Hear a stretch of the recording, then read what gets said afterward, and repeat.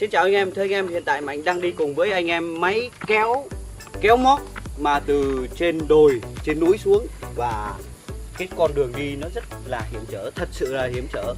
Và có một vài lưu ý cho những anh em dùng máy cày mà kéo móc thì chúng ta nên có những cái lựa chọn máy cày như thế nào. Đó là việc đầu tiên, lựa chọn cái móc như thế nào để chúng ta đi được ở những cái con đường nó hiểm trở, rồi nó dốc cao, rồi nó đá lô trô, rồi cái con đường nó nhìn nó không ra đâu với đâu. Và dùng máy cày ấy, thì chắc chắn là anh em phải dùng những cái loại máy nào mà nó có cái tính ổn định về số, về khung gầm nó phải chắc, cứng, to, nặng để nó đầm máy. Là một, dùng số máy cày, số sới, rồi số của móc là chúng ta cần phải hết sức lưu ý cái độ ổn định của nó. Và luôn ghi nhớ rằng là làm sao đó để cho nó tránh nhảy số, bởi vì nhảy số một cái là nó tụt dốc, tụt rồi thì nó sẽ rất dễ gây tai nạn cho anh em. Và anh em nhìn con đường nó rất là hiểm trở, đây nó cũng chỉ là một cái phần nhỏ của những cái con đường hiểm trở thôi. Anh em đây, quay xuống phía dưới thấy đây, nó cái dốc nó bao la bát ngát luôn, cái dốc nó cực kỳ hiểm trở luôn. Này, đây là đường đất.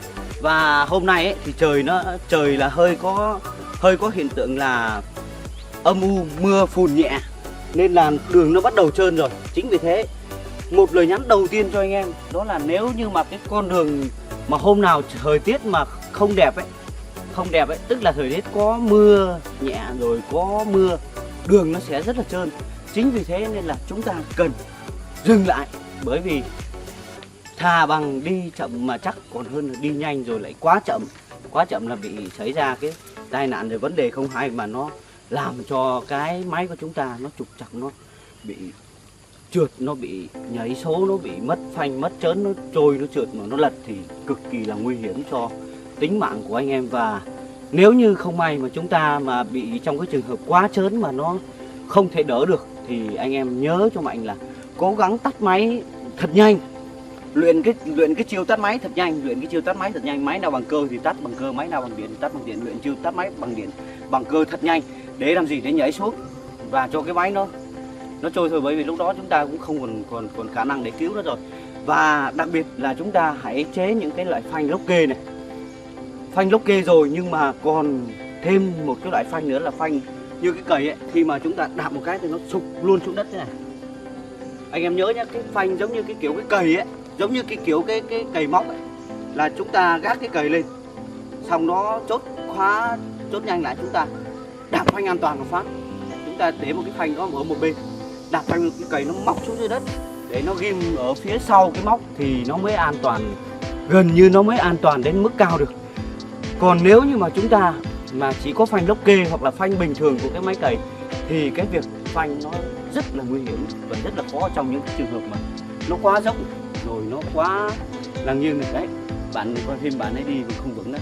Và Mạnh sẽ chỉ cho anh em lên một cái loại máy cày mà rất hợp lý với cái việc kéo móc. Xin mời anh em. Đây, bắt đầu nghe. Còn Mạnh là đã đi bộ được 2 cây rồi, đi cực kỳ khó đi luôn, không đi xe máy được và phải đi bộ gần được 2 cây rồi. Và bây giờ đang bắt đầu nghe tiếng cưa máy. Bạn ấy nói là cứ nghe thấy tiếng cưa máy là chuẩn bị đến, nên là xin mời mọi người. Cái độ dốc này phải nói là cái độ dốc đây, nghiêng cả người ra lên được, xương thì cũng có mưa ẩm nữa mà đi kéo móc không cẩn thận rồi phanh lốc kê làm sao, phanh thì nó cứng cái bánh rồi nhưng mà cái bánh nó vẫn bị trượt, bởi vì nó có cái gì để bám đâu, nên là phải có cái gì đó móc xuống dưới đất như cái cày thì mới ăn thua được. Phải rất là cao, dốc cao lắm. Dốc này mới là dốc nhẹ nhẹ thôi nha. Đó, nhìn cái dốc này. Đây anh em, là Mạnh đang đứng ở trên một cái sườn dốc mà đã bắt đầu chặt cây rồi. Đây, gốc chặt cây này. Đây. Gốc.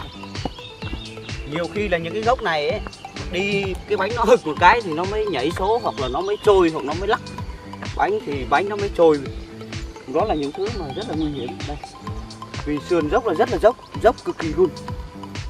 dốc lắm này, gốc cây lô cha lô trôi, gầm mà thấp coi, rồi máy mà không vững rồi, vỡ lốc là chuyện đương nhiên.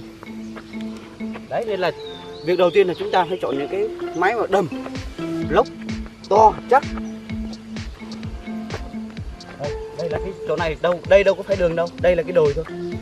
Có cái là đốn cây xong rồi đi rồi thật sự thành đường. Đi lên đã khó rồi. Mọi người lái xe sẽ biết đi lên dốc là đã khó rồi. Đi xuống nó còn khó gấp nghìn lần. Mà đặc biệt là cái người mà đang quay phim kia kìa. Cái cameraman của Mạnh đi lại càng vất vả nữa. Vì là còn phải cầm thế nào cho nó chuẩn nữa. Anh em là cuối cùng là cũng tìm được cái máy của bạn Phạm Đỗ Hồng Nhiệm đây, cùng với các bác đang bốc keo. Đây là mình quay đây.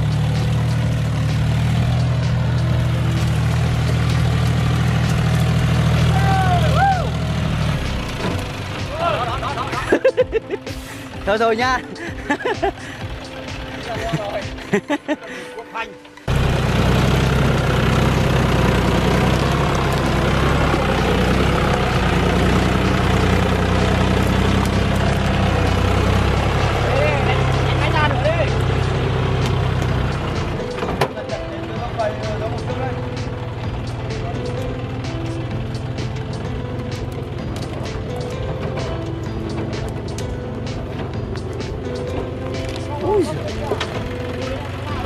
Hôm trước chật lên cái gốc cây bị giằng anh. Như là thắng nghiêng thôi. Nghiêng xe. Nói chung là làm cẩn thận. Đúng rồi. Bố ra rồi.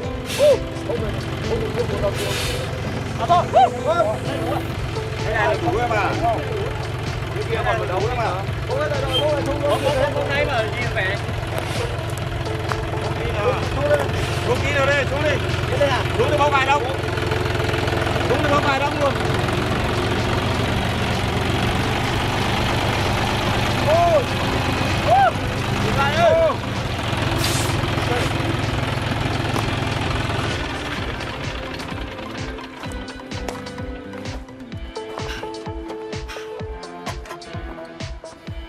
Có xịt đấy. Vẫn có đủ hơi để xịt.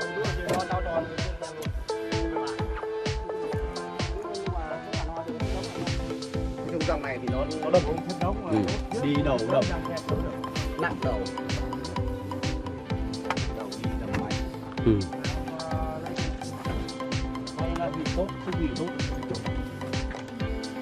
Nói chung là cho mình mà lái cái này xuống mình đếch không lái đâu.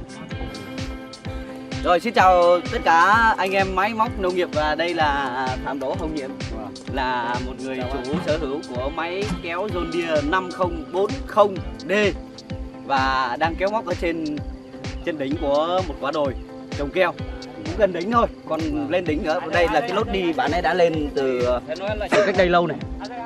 Trên độ cao 2.000 m so với mặt nước biển. 2.500 m. Rồi, mình sẽ quay sơ qua cái máy của bạn Nhiệm, cái móc của bạn Nhiệm như thế nào để cho mọi người cảm nhận được cái sự khó khăn mà khi mà chúng ta đi ở những cái đồi cao, cũng như là chúng ta cần phải lưu ý cẩn thận như thế nào. Và chút nữa anh em hãy cố gắng theo dõi, chút nữa khi mà Nhiệm đi xuống, Mạnh nói rồi, đi lên thì đã khó nhưng đi xuống còn khó gấp hàng nghìn lần. Chút nữa Mạnh sẽ quay cái hành trình đi xuống của Nhiệm và đưa ra một vài cái lưu ý cho anh em thôi, cũng như là Nhiệm sẽ chia sẻ một vài cái kinh nghiệm lái. Tất nhiên là có nhiều anh em lái rất là tốt, nhưng mà có nhiều anh em bắt đầu vào nghề thì hãy theo dõi rất là kỹ. Đây, máy của Nhiệm đây. Các bạn. Đây là móc kéo của Nhiệm này. Đấy, tóc kê này. À, thú à? Đây, cầu của 40. Có cái kỹ thuật cái này của cái bắt móc này thì em lại chế lại rồi. À, đúng rồi, cho nó thấp xuống đúng không? Thấp xuống mà cái này nó gật rồi. Cái này nó lên được xuống rồi này. Nó phải gật gù được không thì nó bẻ cái chân móc. Nếu mà mình không gật gù được, một là bẻ đây, hai là Đúng rồi. Nó bẻ Một là bẻ đây, hai bẻ khung, ba là bẻ đây, đúng không? Bẻ cổ đây. Nếu mà không thì lại bắt bằng cái mỏ quạ cái của xe quạ Nga ngày xưa ấy. Nó cũng giống như là cái chữ thập đấy. Đúng rồi, phải như thế thì nó mới máy nó cong thì móc, máy nó cong một đường, móc nó cong một nẻo mới được. Đi dốc nó mới gập ghềnh nó mới tốt. Chết bọn này là sáng kiến của Tường tóc dài đấy. Của ai? Tường tóc dài. Đừng tóc dài. Một trong những cao thủ về đeo móc. Châm nhâm đấy chứ ơi. Rồi đúng rồi. Này, Dầu quá dầu hay. cái đầu máy lên. Cái móc này em đã kéo nặng nhất là mấy tấn không? Nặng nhất là 8 tấn móc. 7 tấn 9. 9. 7 tấn 9 gần. 8 tấn móc cả móc đấy. 8 tấn móc là cả người. Cả xác xe. Có nghĩa là 7 tấn 9 là cả xác xe. Không, 7 tấn 9 là mình hàng. Mình gỗ này thôi. Đúng rồi. Cả cái xác xe Còn này. xác xe thì là xác thôi. Đúng rồi. Nó gần Từ từ nhấc vô đi. Cả xác xe. có cái chỗ đưa lên suốt ngày trên cao cao 4 tấn 2. gần 4 tấn 3 trước là Gọi là mình hàng không là đã trở đến 7 tấn 9 rồi. Với chiếc máy mà 40 mã lực. 40 mã lực. Đây máy 40 mã lực của John Deere này. đây là do cái móc em nó bị kém Là với cái móc mà gọi là móc tạm. Ông Diệm ông ấy nói đây là cái móc tạm, ông ấy cố gắng ông ấy làm thêm vài tăng nữa ông kiếm được tiền, ông ấy đóng một cái móc sành điệu có khi ông ấy trở lên chục tấn ấy. chục tấn là có Tường tóc dài. Tường tóc dài. Tường tóc dài Gọi là móc đều nhất đang còn kéo được như thế. Đây là móc đều nhất, đây này, móc đều nhất đây. Đây quay rộng như đây mình chỉ cho mọi người biết là cái móc này đều cỡ nào. Đâu đây lên đây để bồi bác ông Diệm tí. Đây móc đều là. anh Tư về à? Nói chung là đều Có một em mà về chứ. Đứng xa ra kia tí để cho mọi người nhìn thấy cái móc đây. Móc này nó Đây nó kiểu là nó hay làm cho cái máy này, nó hay làm cho cái máy này nếu như mà chất các bác mà chất mà hơi quá lên sau tí là nó chống phao cầu lên trời. chưa chống Thế nên là chống mặt chứ chống cầu nha. đây là cái móc cái trục cơ sở, gọi là trục cơ sở này. Đây là tâm của cầu và đây là điểm thiểu của móc này. Thì nó quá ngắn, nhẽ ra là phải lùi ra về phía sau này cỡ 50-60 phân nữa. Đây, 30 phân thôi, 30 phân rồi. lùi về phía sau cỡ này nữa thì cái trọng lượng của cái hàng ấy nó sẽ đè vào khoảng giữa thì cái máy nó sẽ đầm hơn, cũng như là cái độ bám nó cũng tốt hơn. Khi mà nó đè xuống giữa rồi thì nó sẽ ấn cái bánh xe của cái máy kéo xuống thì cái máy kéo nó cũng bám tốt hơn và nó kéo nó đi nó lụt hơn. Chính vì thế nên là cái móc này của ông Diệm là ông ấy mua tạm thôi. Ông mua tạm này ông ấy làm là đủ tiền ông ấy chơi cái móc to hơn. Và hy vọng là lần sau lên sẽ gặp một cái móc rất là đẹp và đúng kỹ thuật. Móc này là móc đập bạc. Nhưng mà cũng hết sức lưu ý là khi mà chúng ta đi thì cũng đừng có hung hăng quá. Đã lên trên cao rồi thì phải bình tĩnh, hết sức bình tĩnh. Đó. Xin mời anh em cùng đi xuống với Phạm Độ Hùng Nhiệm và chiếc máy kéo John Deere 5040. Anh em nhìn Phạm Độ Hùng Nhiệm thao tác bắt đầu đi nha. Đấy, rất là nhẹ luôn cho dù là máy nó đang ở dốc. Không có thấy giật, không có thấy trượt tí nào cả. Đây, xin mời anh em chúng ta cùng. Đây là cái đồi nha, mà hoàn toàn là không có đường đi, toàn đồi dốc thôi. Mình bay bằng flycam nên là nhìn nó có vẻ nó không dốc, nhưng mà mọi người nhìn xa chúng xem, nhìn xa sẽ thấy nó cực kỳ dốc luôn.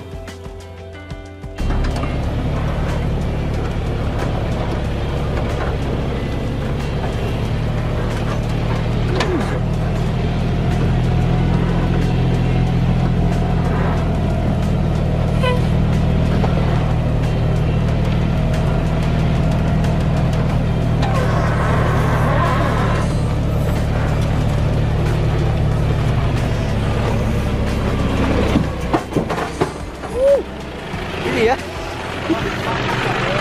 Hả? Đổ rồi.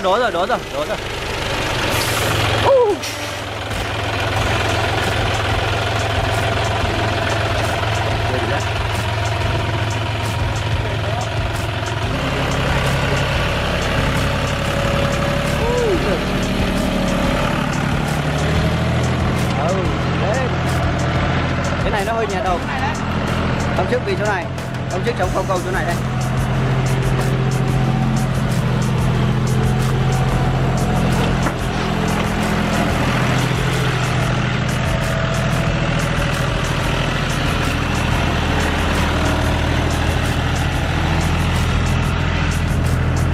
cái dốc.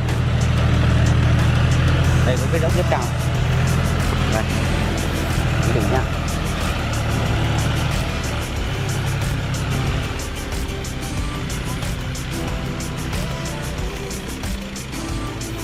Đây, bắt đầu đây. Đây là đổ dốc, đổ đèo.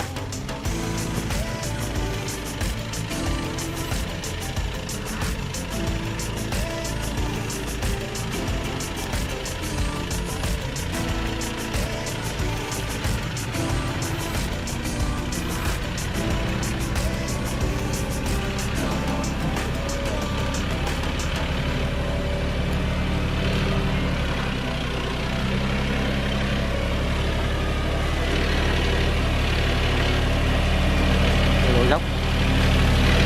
Ui giời ui.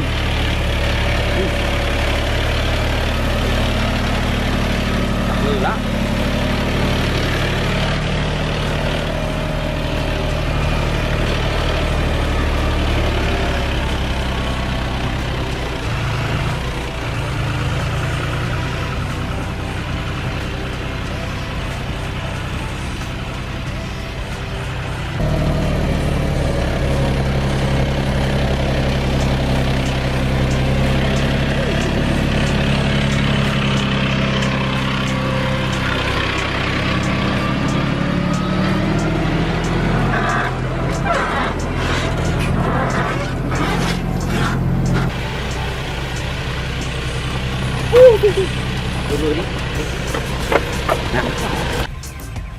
Và thưa anh em, đây là phía chân đồi và mình sẽ quay một cái thước phim nữa. Ở chân đồi nó cũng gập ghềnh nhưng mà nó không đáng kể.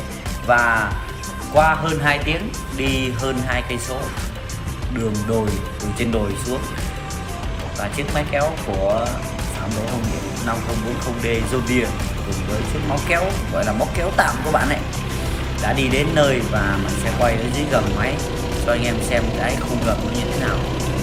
Và một cái điều mà mình muốn chia sẻ cho anh em ở đây đó là sự kiên trì cũng như là bình tĩnh, bản lĩnh, không được nóng vội khi chúng ta đi ở khu vực đồi dốc đây cho anh em. Và đặc biệt là cho dù móc kéo nó có thế nào thì máy kéo chúng ta phải lựa chọn cái loại máy phù hợp với các cái công dụng cụ thể của cái công việc của chúng ta, làm sao nó đồng bộ ổn định để chúng ta có thể đi an toàn, về an toàn và sản xuất kinh doanh nó đạt hiệu quả cao.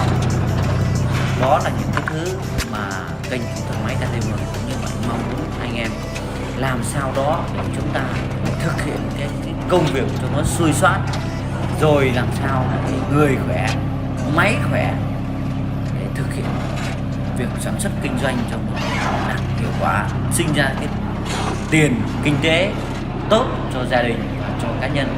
Và chúc anh em an toàn trên mọi chặng đường.